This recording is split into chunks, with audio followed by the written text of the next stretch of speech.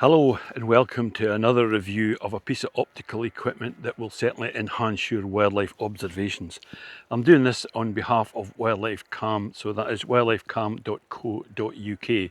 But like all the reviews I do, this is completely independent. They won't see this before I post it and have no input into what I'm going to say about this, whether I like it or not.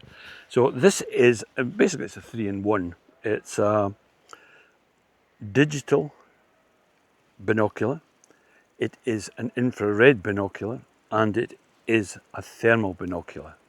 Now there's a whole host of other things that are in this as well, and I'll try and cover them. Now it's very compact, it's nice and neat, it's quite a nice small size, and the buttons are well placed and there's not too many of them, and they're very easy to change things in it. So at this side you have the thermal eyepiece, the thermal objective lens. At this one you have the optical one, and there you have the infrared inside there. It also has a built-in rangefinder, but I must say I don't tend to use the rangefinders very much, for the simple reason is they tend to use the battery quite a bit, and it gets a bit obsessive because you're always thinking, oh, how far away is that, let's press it. So I tend not to use that too much. But it's made by a company called Pard, and it's called the Osprey 4K. Now the 4K relates to the sensor, but as far as I can see, the output from that is 1080, so that's HD. It runs off a rechargeable battery, and the question you always get asked is, how long does the battery last? Well, it's a difficult question, that, because I've been testing these the last 2-3 days now, and each time I take it out, I'm out for probably 3-4 hours. But I am recording, I'm taking still images, I'm switching, I'm clicking the Wi-Fi on and off, I'm looking at things. So I never had to recharge, so it was still probably about half battery by the time I got back. So again, as I say, it's probably going to last 6 to 8 hours, just with normal use and not keep going through the menus, etc., the way I was. The focusing rings are on each of the lenses there and there.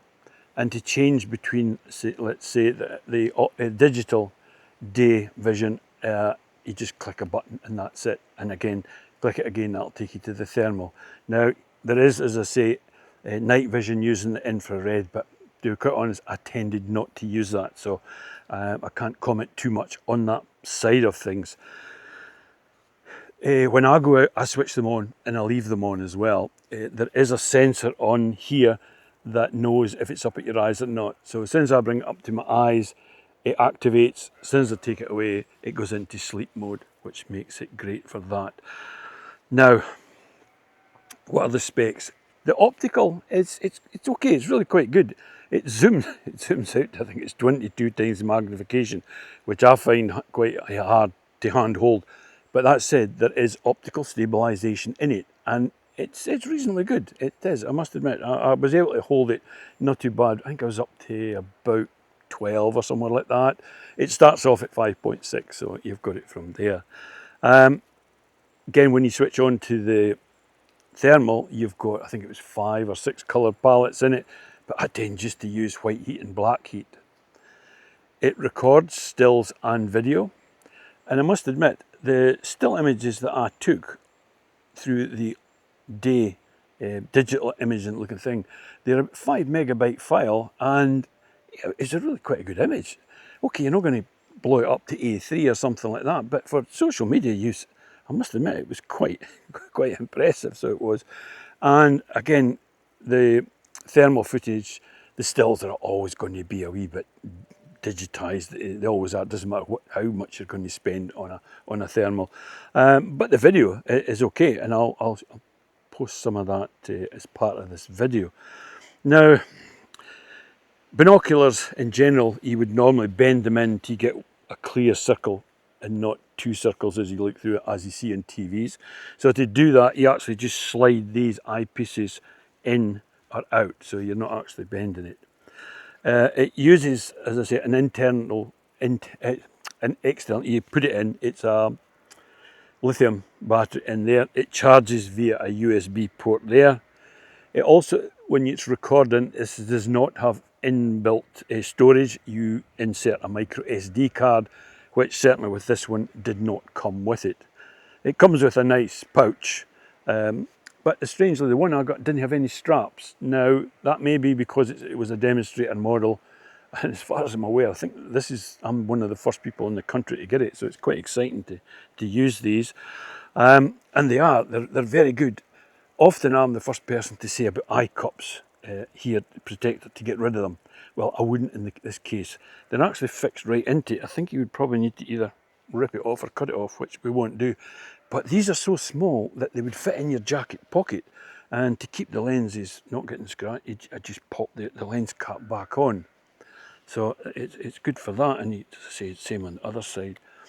And they're not heavy, so it wouldn't feel uncomfortable in your pocket.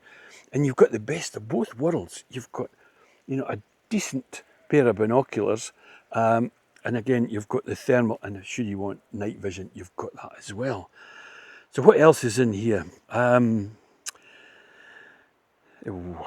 have a look. Well, there's the various menus that you go through, and again, you can make it as simple or as difficult as you like, but once you set it up, I think there's like an auto mode for most things, but you can have various things set up within the menu system. Again, if you connect it through the Wi-Fi to the Pard app, your colleague or whoever's with you can see exactly what you're seeing. But I was out myself, so I wasn't actually using that. When I was out with these, I actually found a new use for the thermal.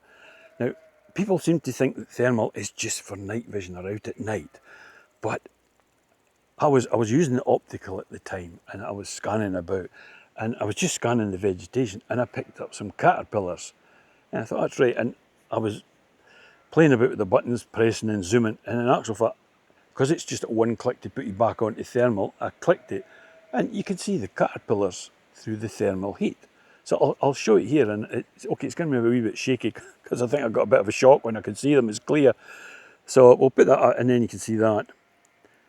And after that, I actually consciously went looking for caterpillars, and I was finding peacock caterpillars on nettles. You could see them quite clearly during the day, but standing back on a sunny day, they weren't that easy to see with the naked eye from a distance of about, 25, 30 feet maybe away from it. So yeah, it was possibly in use. And as I say, you can record, and it records video, and you can record stills as well from that. Now, comes with a neck strap, as you would expect. And what else have we got in here? It obviously updates via firmware if you need to through the USB port and that inside there. The IR, if you don't want to use it, and you can just click that and take it off, and the IR comes out. It's a detachable one. And there is a couple of nitty-gritties, let us say, that it did, well, I didn't say it disappointed me. There's always workarounds for everything.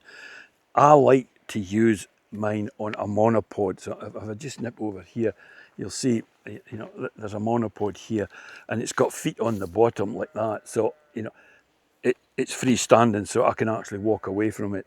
But to put that on there, I have a small ball head on here with a clip that I would screw to the bottom of here. But when you screw that on there, it won't fit, just because of the curvature of the thing. So it would need a spacer.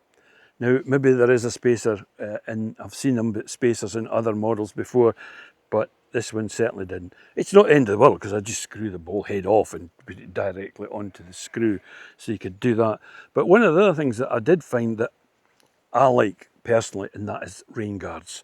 Something to cover over the eyepieces when you're just walking about, especially if you're out and it's a wee bit shower of rain or just bits of vegetation, because you're walking about like that for a while, things will fall onto there, and it's very easy just to get your hanky out to clean it, and you could scratch the lens. So maybe I would invest in something like that. So that is the Pard Osprey 4K 3-in-1 binoculars. So do go onto their website and have a look. It's wildlifecamp.co.uk, and see what you think. These, at this present in time at recording, I think they retail at just less than £1,000, which may seem like a lot of money, but you're getting certainly 2, if not 3, if you use the night vision side of it as well, for a fairly compact. Plus you've got recording and stills, so you've got everything in the one piece in your hand. So definitely something to look into. And if you're a naturalist or maybe a consultant or something like that, and you don't want to lug too much equipment, but this would do most of the things for you. But as I say, one of the other slightly bugbears that I've found, and again, there might be a work around it, and if there is, I'll put a note in the comments, but I certainly couldn't find it. And that is, when you're looking through the binoculars, you see quite a lot of information. You can see your magnification, the Wi-Fi and all the rest. It's on the screen. When you record and take a still image as well, that information is still there. I know, as I say, you can switch them off on some devices, but I couldn't find a way to do it on this. But if you can, as I say, I'll leave a note in the comments to say, yes, it can be done, and this is perhaps how you do it. It's not the end of the world, because you can crop it out, and especially in video, you just expand the video on your timeline, or a still image, just crop it. You're only cropping off well, less than a third of the image, maybe a quarter of the image. So you're not going to lose that much file size. Again, there's so much other information in there that I don't want to complicate things too much for you. So if you think this is something that may be of interest to you, again, it's something that I've maybe missed and you think, does it do that? Put a comment in, or drop the guys at Wildlife Calm an email, and they will answer that for you.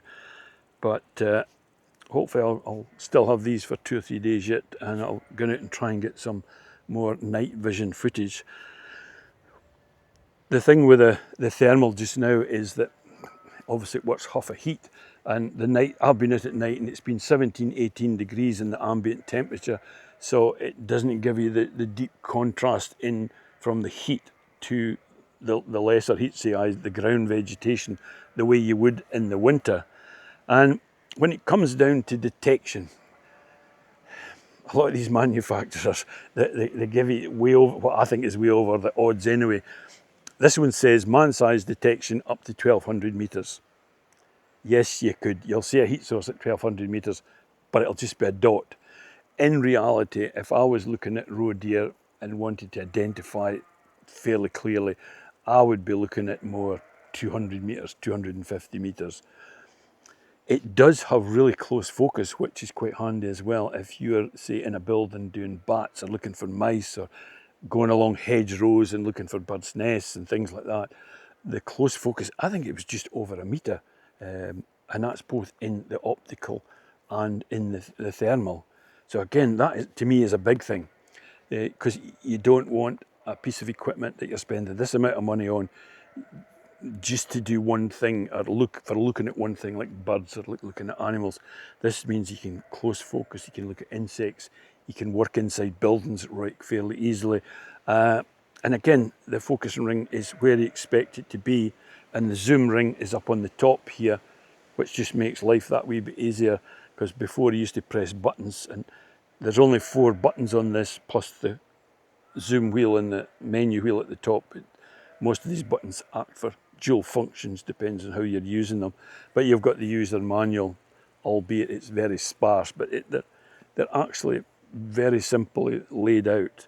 And one thing I will say about not just Pard, but all these manufacturers that make night vision equipment, they seem to listen to the people that use them. Unlike camera manufacturers who just seem to do what heck they like, and maybe listen to some of the people that do reviews for them, but some of the times I just wondered if they've ever used them in the real world. And I'll give you an example with Pard. I spoke to the guys from Pard, I think it was back in November, and I was looking at some of their thermals, just the small handheld thermals, not binoculars. And I said, oh, it would be great if somebody would make a thermal with a flip out screen. The way you used to get in, say, the old like digital cameras, you just flipped out the screen, I mean cine camera type things. You flipped out the screen and you just looked at the screen. Well, from what I can see, Pard have made one, and it's called the Wombat. That is all I know. I'm going to see if I can try and lay my hands on one, and I'll maybe get to do a review on that as well, because it's certainly looks like something that would very much interest me, because it's something I've harped on about for years. That said, I'd be quite happy with these binoculars. In fact, I wonder if they would miss them if I just kept them. Somehow I think they would. But anyway, thanks for watching. Until the next time, goodbye.